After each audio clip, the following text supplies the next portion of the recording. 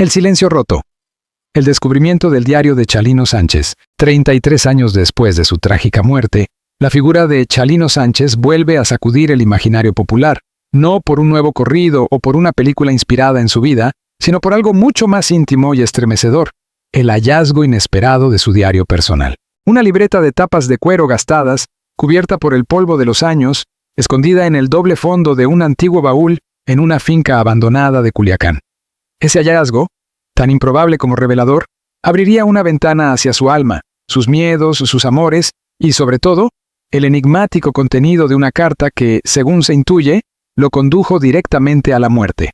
Un hallazgo inesperado. Era una mañana templada de marzo, cuando un trabajador rural, identificado como Antonio Ríos, removía escombros en una antigua propiedad que perteneció a la familia de un empresario ligado al narcotráfico de los años 90.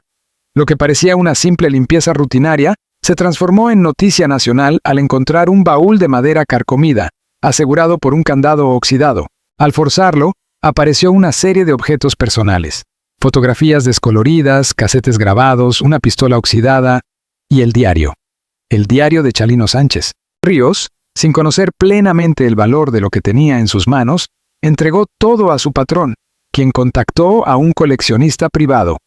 Al poco tiempo, el contenido del diario llegó a las manos de un periodista independiente, Julio Murillo, especializado en la crónica negra del noroeste mexicano.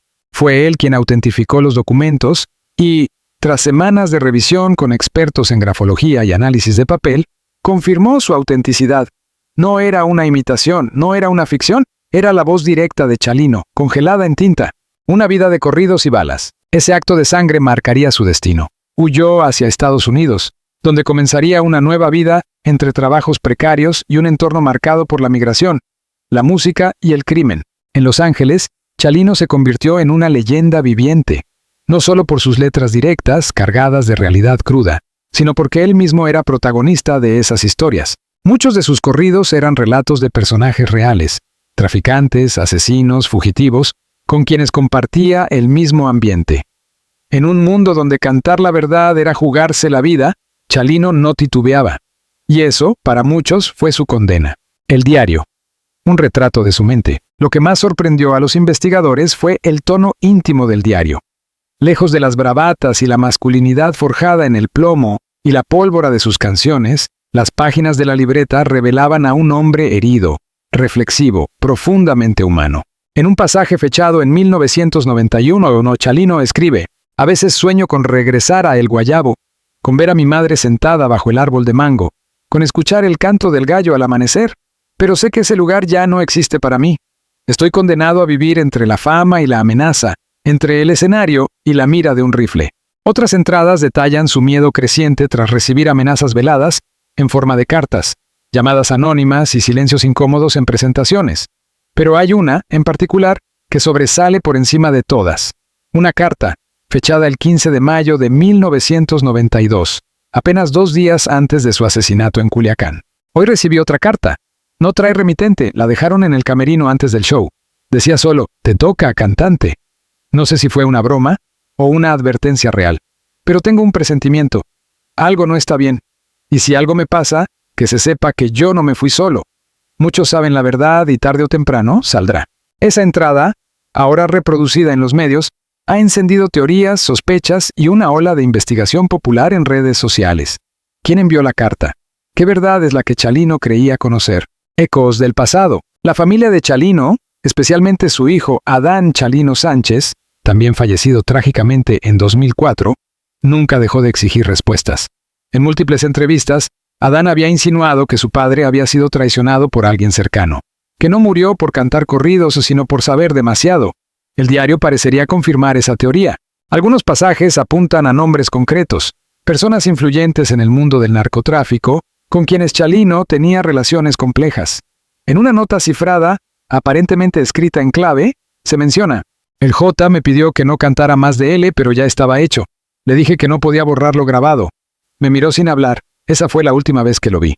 Los investigadores creen que el J podría referirse a un conocido capo de la región, mientras que L aludiría a otro líder rival.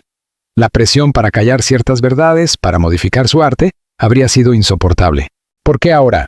Una de las preguntas más inquietantes es, ¿por qué el diario aparece ahora, tras más de 3 décadas? ¿Quién lo ocultó? ¿Por qué en esa finca? Las teorías abundan. Algunos sugieren que fue escondido por uno de sus músicos, temeroso de que la información contenida pusiera en peligro a otros. Otros creen que fue guardado por un familiar que temía represalias.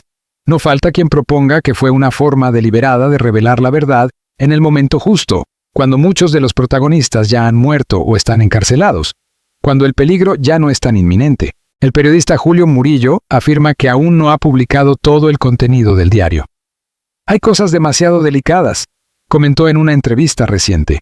Hay nombres, fechas, lugares, pero también confesiones emocionales que merecen ser tratadas con respeto. La reacción del público. La noticia ha estremecido a la comunidad mexicoamericana en Estados Unidos, donde Chalino es considerado un ícono. Desde Los Ángeles hasta Chicago, se han organizado homenajes espontáneos, vigilias y conciertos en su honor.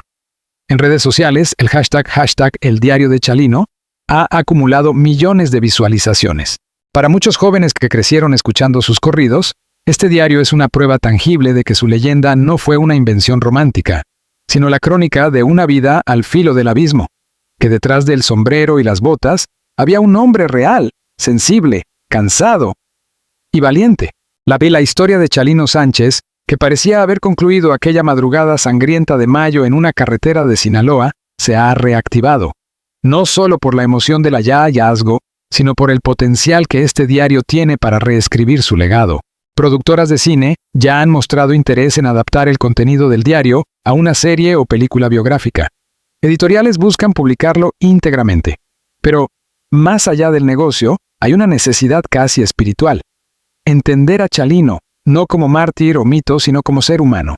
Cartas, amenazas y traiciones. La vida secreta de Chalino revelada por su puño y letra. Las páginas del diario de Chalino Sánchez, encontradas más de 3 décadas después de su muerte, no solo aportaron una mirada íntima al alma de un hombre perseguido por su pasado, sino que también abrieron una ventana al juego peligroso en el que estaba atrapado. Uno de traiciones, amenazas silenciosas y alianzas mortales. El lenguaje del miedo. Las cartas anónimas. Según lo revelado en el diario, las cartas anónimas comenzaron a llegar a mediados de 1991, cuando la popularidad de Chalino en California había alcanzado su punto más alto. Los textos eran breves, sin remitente, escritos a mano o a máquina, y usualmente depositados en lugares estratégicos, en los camerinos, dentro del parabrisas de su auto, o incluso entregados por manos desconocidas. Uno de los fragmentos más escalofriantes del diario dice: «Esta noche, antes de subir al escenario en Santa Ana, un hombre me tocó el hombro y me dio un sobre. Dentro solo decía: tus canciones están costando vidas, para o pagas el precio». No le vi la cara. Pero el mensaje fue claro. Las amenazas no eran nuevas en el entorno de los corridos. Sin embargo, en el caso de Chalino, había algo distinto. Sus letras mencionaban nombres reales, lugares específicos, hechos documentados. Y eso lo convertía en un archivo viviente. Entre dos fuegos, las lealtades divididas. El diario deja entrever que Chalino mantenía una relación ambigua con varios personajes del bajo mundo. Algunos lo protegían, otros lo espiaban. Había quienes lo veían como un aliado que daba voz a su historia, mientras que otros lo consideraban un traidor por revelar secretos que debían quedar enterrados. En una entrada del 28 de febrero de 1992, Chalino escribe: «Ayer me invitaron a una fiesta en Downey. Estaban los hermanos B y también el R. Me ofrecieron protección si dejaba de cantar sobre los del norte. Les dije que no podía cambiar lo que ya está grabado. Me miraron en silencio, brindaron y cambiaron de tema. Pero algo en esa noche me heló el alma. Los hermanos B y el R parecen ser referencias cifradas a figuras del narcotráfico muy conocidas en los años 90, particularmente entre Sinaloa y California. El hecho de que Chalino documentara estos encuentros sugiere que temía por su vida, pero también que se sentía obligado a dejar un registro, una especie de testamento en tinta. La traición interna. ¿Quién lo vendió? Uno de los temas más dolorosos que surgen en el diario es la sospecha de que alguien de su propio círculo más cercano lo estaba traicionando. Un asistente, un músico, un supuesto amigo. Aunque nunca menciona nombres directamente, las pistas son inquietantes. No puedo confiar ni en quienes viajan conmigo. Hoy noté que alguien revisó mi maletín. Faltaba una nota, la que había escrito sobre el show en Mexicali. Nadie más sabía que la guardaba allí. Estoy rodeado de fantasmas con rostro conocido. Estas líneas, fechadas un mes antes de su muerte, han despertado nuevas sospechas entre los fanáticos y periodistas. ¿Fue Chalino vigilado desde dentro? ¿Alguien filtró su ubicación o sus planes a sus enemigos? La carta final. Preludio de la tragedia. El pasaje más citado del diario, el que menciona la carta con la frase «Te toca, cantante», parece ser solo la punta del iceberg. En una entrada posterior, escrita la madrugada siguiente, Chalino detalla su angustia. He vivido con miedo antes, pero esto es distinto. Hay algo en el aire, como si todo ya estuviera escrito y yo solo fuera un actor que repite sus líneas antes del final. No quiero morir, pero si me toca, que sepan que no me fui cobarde. El tono de resignación, de aceptación de su destino, contrasta con las entradas anteriores, donde aún se notaba cierta esperanza, cierta lucha interna. Aquí, Chalino parece haber entendido que su tiempo se agotaba, que la verdad que había revelado y que aún guardaba tenía un precio que debía pagar. Amores y confesiones ocultas. El diario no se limita a amenazas y conspiraciones. También contiene fragmentos profundamente personales sobre sus sentimientos, su familia, y una relación que, hasta ahora, permanecía en secreto. En varias páginas, Chalino menciona a una mujer identificada únicamente como LC, con quien aparentemente mantenía una relación paralela a su matrimonio. Sus palabras son apasionadas, melancólicas y también marcadas por la culpa. LC me hace sentir vivo, aunque sé que este amor es imposible. No puedo prometerle un futuro, ni siquiera un presente estable. Pero en sus brazos encuentro paz, una que el mundo no me da. Le escribí una carta hoy. Tal vez sea la última. ¿Fue esa carta la que se cruzó en su camino con la otra, la que decía «Te toca, cantante»? ¿Fue una coincidencia trágica o estaban conectadas? Algunos especulan que la relación con L se pudo haber provocado celos o enemistades. Otros creen que no tiene relación con su muerte, pero sí revela el nivel de conflicto emocional que vivía en sus últimos días. El peso de la fama. En muchas partes del diario, Chalino reflexiona sobre la dualidad de su vida. Por un lado, era adorado por miles, aplaudido, solicitado en cada rincón donde vivían mexicanos en el extranjero. Por otro, era perseguido por su pasado, por los fantasmas de sus letras y por enemigos invisibles. El público me ve como un valiente, como un ejemplo de lo que significa ser macho, pero nadie sabe que a veces lloro solo, en la habitación del motel, deseando volver a ser Rosalino, el muchacho que jugaba entre los árboles de El Guayabo. Esa humanidad, esa contradicción es la que más conmueve al leer el diario. No era un héroe de leyenda, era un hombre atrapado entre el arte, la lealtad y la muerte. Las últimas presentaciones, señales ignoradas. El diario también menciona sus últimas giras, en particular su presentación en Culiacán, donde fue visto por última vez antes de ser asesinado. Según lo escrito, Chalino tenía un mal presentimiento antes del evento. No quería venir a Culiacán. Algo me decía que debía cancelar, pero ya estaba todo pagado, el contrato firmado. Y además, ¿quién soy yo para huir del lugar donde nací? Tal vez aquí comenzó todo. Tal vez aquí debe terminar. Horas después de escribir esas líneas, subió al escenario, recibió una nota mientras cantaba, presuntamente la última amenaza. Y esa misma noche fue secuestrado y asesinado. Su cuerpo fue encontrado con signos de tortura y 2 disparos en la cabeza. Una verdad a medias. El diario termina abruptamente con una frase incompleta. Si esta libreta llega a alguien, que sepa que la verdad no siempre salva, pero... ¿Pero qué? ¿Qué quería decir Chalino? ¿Que la verdad duele? ¿Que puede matar? ¿Que puede liberar? Lo que es claro es que, aunque las autoridades jamás resolvieron oficialmente su caso, el contenido de este diario obliga a reabrir el debate, a mirar de nuevo los nombres, los lugares, las fechas, y sobre todo, a entender que detrás del mito hubo un hombre que dejó pistas, como migas de pan en un bosque oscuro, para quien quisiera. Códigos, nombres cifrados y secretos enterrados. El mapa oculto en el diario de Chalino Sánchez. A medida que los investigadores y periodistas escudriñaban las páginas del diario de Chalino Sánchez, emergía un patrón desconcertante. No se trataba solo de confesiones personales o anotaciones emocionales. El cuaderno parecía esconder una estructura deliberadamente codificada, una red de pistas, alias y símbolos que, al ser interpretados con atención, delineaban una narrativa aún más oscura que la conocida hasta ahora.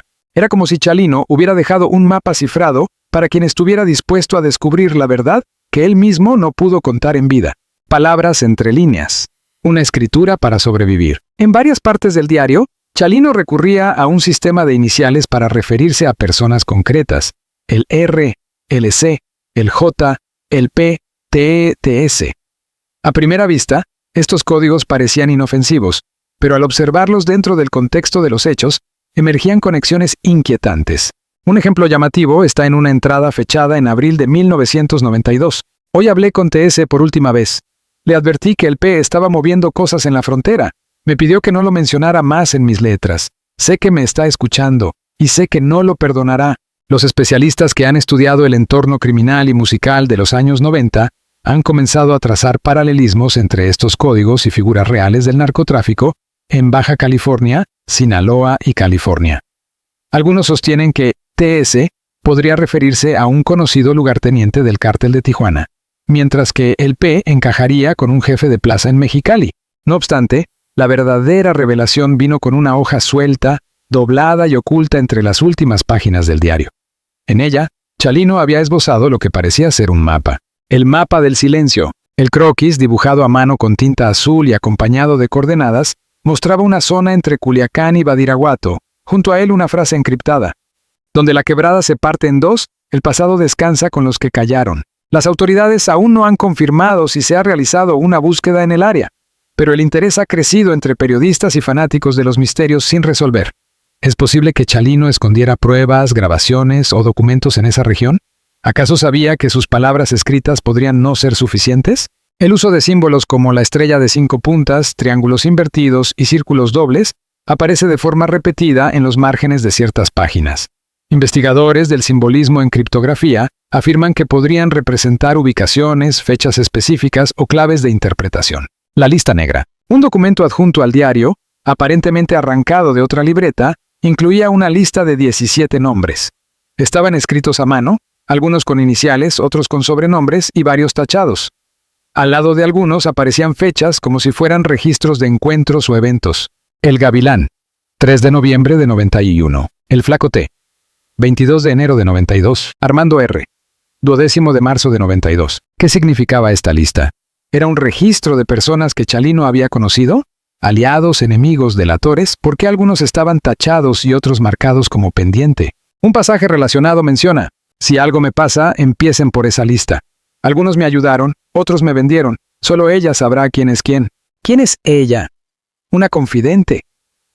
Él, C, una hermana, una amiga, una periodista. El diario no lo aclara, pero sugiere que alguien más conocía esta información y sabía cómo interpretarla. Grabaciones comprometedoras. Una de las teorías más explosivas surgidas a partir del diario es que Chalino habría grabado conversaciones o confesiones de personas poderosas de su entorno.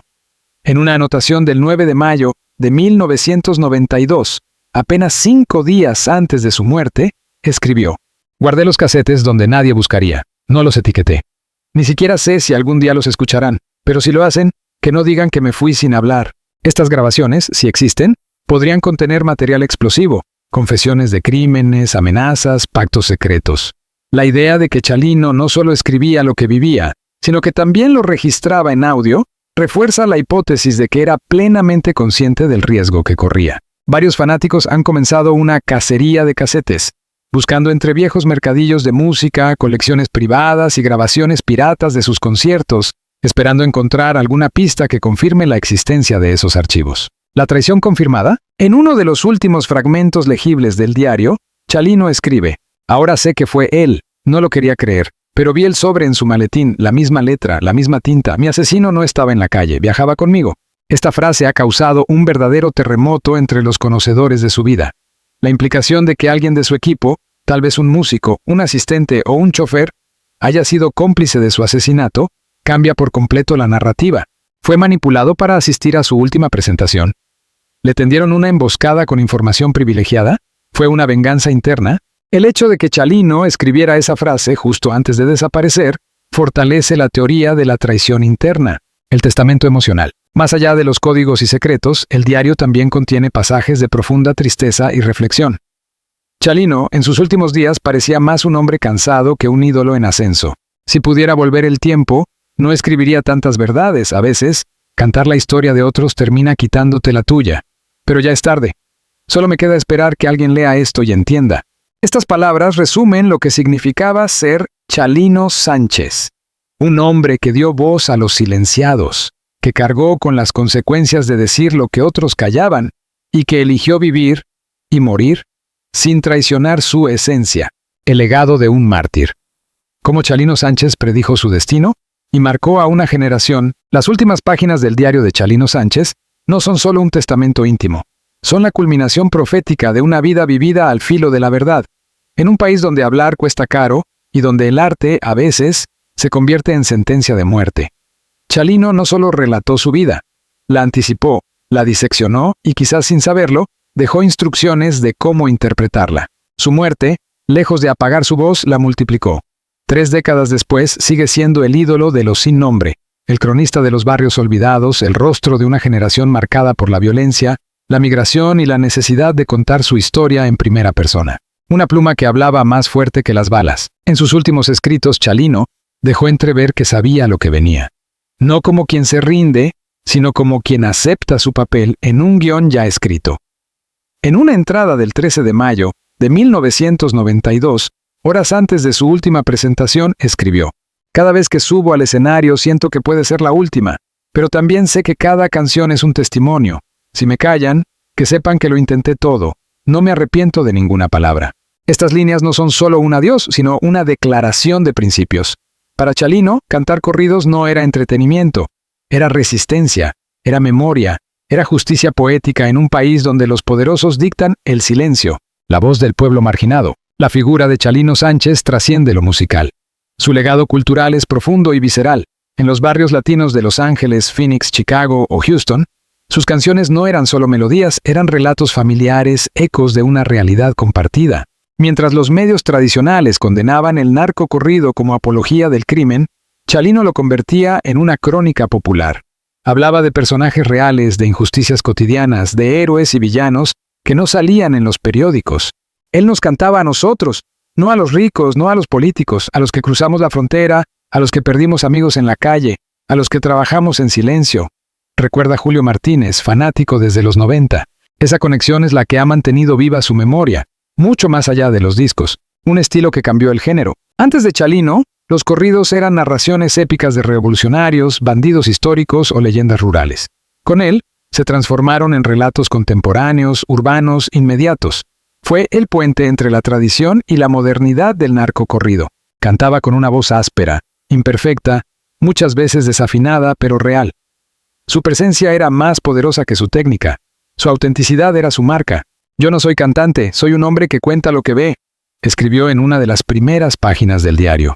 Tras su muerte, cientos de intérpretes adoptaron su estilo. Desde los Tucanes de Tijuana hasta los Cuates de Sinaloa, su influencia es innegable. Incluso artistas fuera del género, del rap mexicano al trap latino, han reconocido su huella. Profecías autocumplidas, una muerte anunciada. Uno de los aspectos más inquietantes del diario es cómo Chalino parece escribir sabiendo que será asesinado. No solo lo teme, lo espera.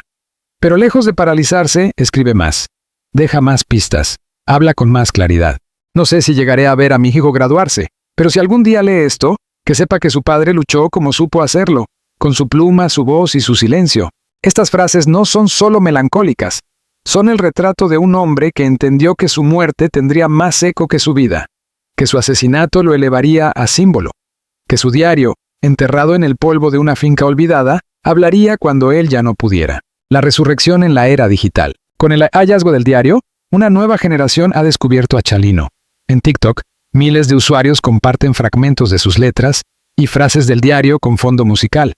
En YouTube, sus videos han superado los 500 millones de vistas. Documentales, podcasts y análisis literarios han surgido a raíz del cuaderno encontrado. Incluso universidades en Estados Unidos han comenzado a estudiar su obra como fenómeno sociológico, cultural y poético. Se habla de la poética del miedo, de la literatura del callejón, de la estética de la bala. Lo que antes era marginal hoy es central. Chalino no es solo cultura popular, es literatura del pueblo, afirma la profesora Carla Gómez de la Universidad de Texas. El diario, una vez digitalizado, fue traducido al inglés y está siendo estudiado como documento histórico. La idea de que un artista popular, sin educación formal, haya dejado una obra tan compleja, conmueve e incomoda a muchos. Héroe o víctima. Hay quienes todavía debaten si Chalino fue cómplice del mundo que cantaba o un simple narrador. ¿Fue un instrumento del crimen o su cronista? ¿Romantizó la violencia o la denunció? Su diario no da respuestas definitivas, pero sí deja clara su postura. Nunca quise ser ejemplo. Solo quise contar lo que vi. Si eso incomoda, que lo lean 2 veces. Esta ambigüedad es parte de su magnetismo. Es imposible encasillarlo. Chalino fue migrante, cantante, vengador, padre, poeta, perseguido. ¿Fue todo eso? Y más. El futuro de su legado. Con el redescubrimiento de su diario, se han anunciado múltiples proyectos. Una serie biográfica basada en el diario, producida por una plataforma global. Un documental dirigido por un cineasta mexicano galardonado en Cannes. Una exposición en el Museo de Arte Popular de Ciudad de México, con objetos personales de Chalino, incluido el diario. Una reedición especial de sus álbumes, con notas manuscritas extraídas del cuaderno. Su hijo, Adán Chalino Sánchez, había prometido en vida preservar el legado de su padre. Aunque falleció joven, su familia ha retomado esa bandera. Hoy, los descendientes de Chalino trabajan con historiadores, músicos y cineastas para que la memoria de El Rey del Corrido viva con dignidad. No fui poeta de papel, fui poeta de sangre. Mi tinta fue la vida misma. Chalino Sánchez, última página del diario. ¿La carta revelada? El verdadero contenido del mensaje que marcó su final. Durante más de 3 décadas, la leyenda de Chalino Sánchez ha estado envuelta en misterio, especulación y reverencia. Su vida fue un reflejo de las tensiones del México profundo, violencia, música, justicia callejera y supervivencia. Pero su muerte siempre ha estado teñida por un elemento inquietante, una carta. Aquella noche del 15 de mayo de 1992, mientras Chalino ofrecía su última presentación en Culiacán, un hombre del público, que jamás fue identificado, se acercó al escenario y le entregó una nota. Las cámaras captaron el momento. Chalino toma el papel, lo lee, y por un instante su rostro cambia. Esa fue la última vez que se le vio con vida. Por años se debatió qué decía ese mensaje. ¿Era una amenaza, una advertencia, una sentencia? Ahora, con el hallazgo de su diario, y tras el análisis forense de un sobre encontrado entre las últimas páginas, el contenido de aquella carta por fin ha salido a la luz. El sobre escondido. Entre las hojas sueltas del diario, cuidadosamente envuelto en una página doblada con cinta adhesiva antigua, se hallaba un sobre. Aunque el papel estaba deteriorado, aún conservaba la escritura legible. La tinta, azul oscuro, mostraba una caligrafía firme, masculina, sin adornos. Dentro, una única hoja, doblada en 3, contenía lo siguiente. Te toca, Chalino. Has cantado demasiado. No dijiste lo que debías callar. No escuchaste las advertencias. El escenario ya está listo. Esta noche es la última. No estaba firmado. No había remitente. Solo un perfume sutil, ya envejecido como de colonia barata. Junto al sobre, Chalino había anotado a lápiz. Este fue el aviso, no fue una broma, ya sabían. Ya estaba decidido. Este fragmento, sencillo pero demoledor, valida años de sospechas. No fue un acto impulsivo, no fue un crimen pasional. Fue una ejecución calculada, con premeditación, como un mensaje al mundo.